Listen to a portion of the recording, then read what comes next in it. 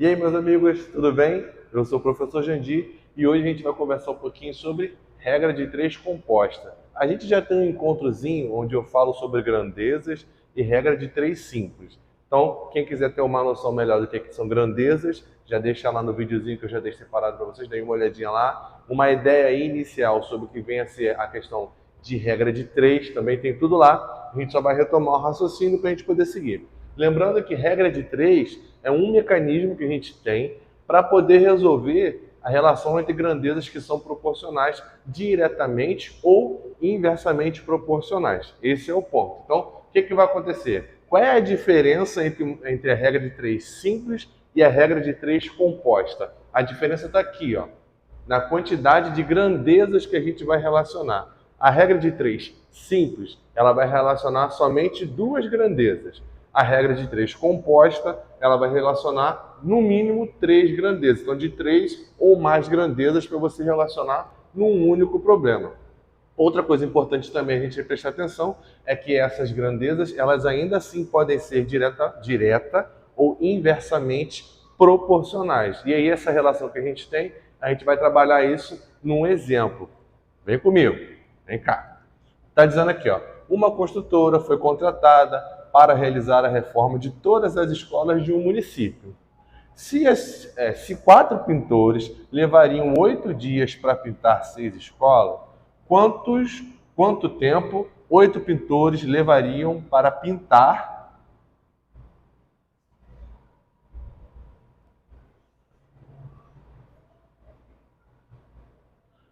E aí, meus amigos, tudo bem? Eu sou o professor Jandir e hoje a gente vai conversar um pouquinho sobre regra de três composta. A gente já tem um encontro onde eu converso um pouquinho sobre regra de três simples e grandezas também. Então lá, nesse encontrozinho, a gente fala um pouquinho sobre o significado de grandezas, o significado da regra de três, entender o que é uma regra de três e o fundamental é ter noção dessa diferença. Quando eu falei de regra de três simples, eu comentei que regra de três simples é uma relação que se faz entre duas grandezas. E a ideia da regra de três é ser um mecanismo para a gente poder resolver problemas que relacionam proporções de grandezas. Né? A diferença da regra de três simples para a regra de três composta, ela se dá na quantidade de grandezas que a gente usa. Na regra de três simples, a gente só usa duas grandezas. Na regra de três composta, a gente vai usar no mínimo três grandezas. Então, 3, 4, 5, quantas forem necessárias, mas passou de duas grandezas, já vai se encaixar na situação de ser regra de três composta. Né? Outra coisa interessante é que mesmo sendo regra de três composta, vale a relação de serem grandezas proporcionais ou inversamente proporcionais, né? Direta ou inversamente proporcionais. Então essa relação de ser direta ou inversamente proporcional, isso a gente vai mediando de acordo com o exemplo, com os exercícios. E aí tem que prestar atenção na questão de inverter e tudo direitinho.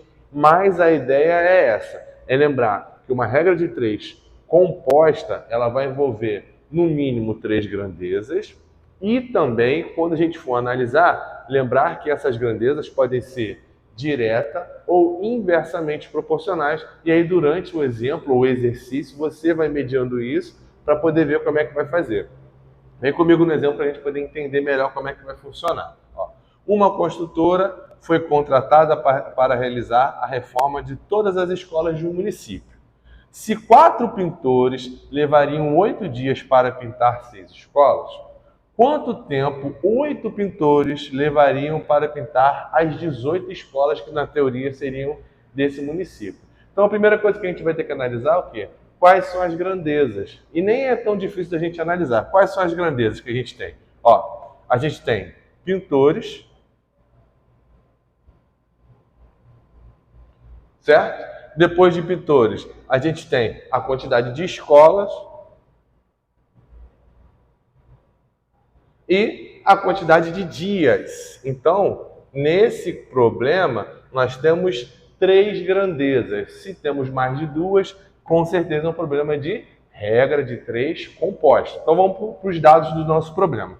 Então, ele fala ó, que quando a gente tem 4 pintores, né, eles levam 8 dias para fazer 6 escolas, certo? Só que o que aconteceu nesse momento? A gente passou para 8 pintores, a quantidade de dias É o que nós queremos saber e agora passaram a ser 18 escolas.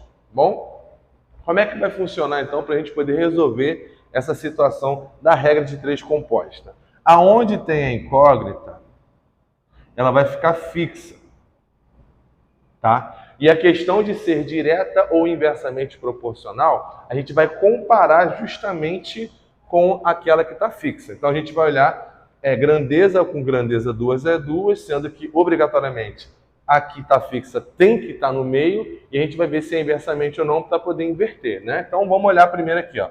Vamos comparar pintores com dias, tá legal? Então vamos lá. Quando eu tenho 4 pintores, eu levei 8 dias para fazer um serviço, né?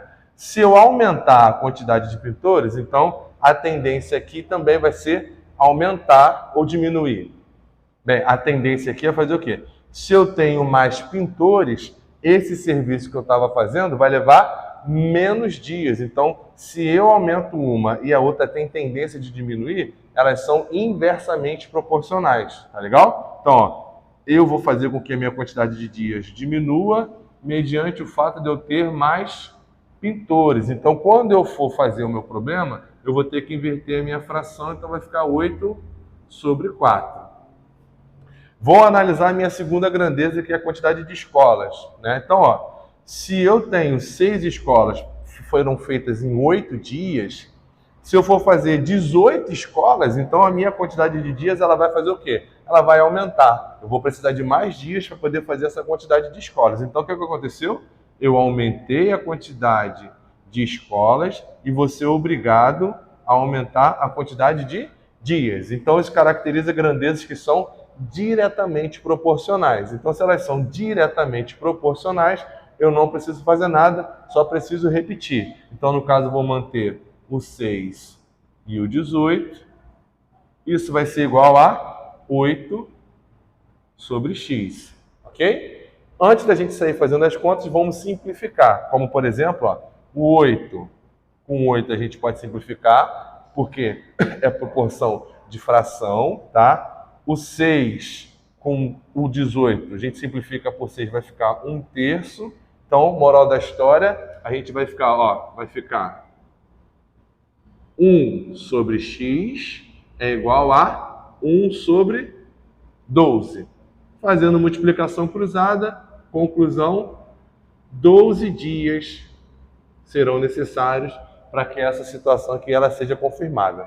Tá legal? Meus amigos, espero que eu tenha ajudado vocês, tá? Se gostaram do vídeo, curte aí, dá essa moral pra gente. Se não é inscrito, vem pra cá, se inscreve no canal, cola com a gente para poder a gente estudar cada vez mais, tá? E como eu sempre digo, vamos crescer juntos, vamos estudar juntos. Meus amigos, abraços, até a próxima.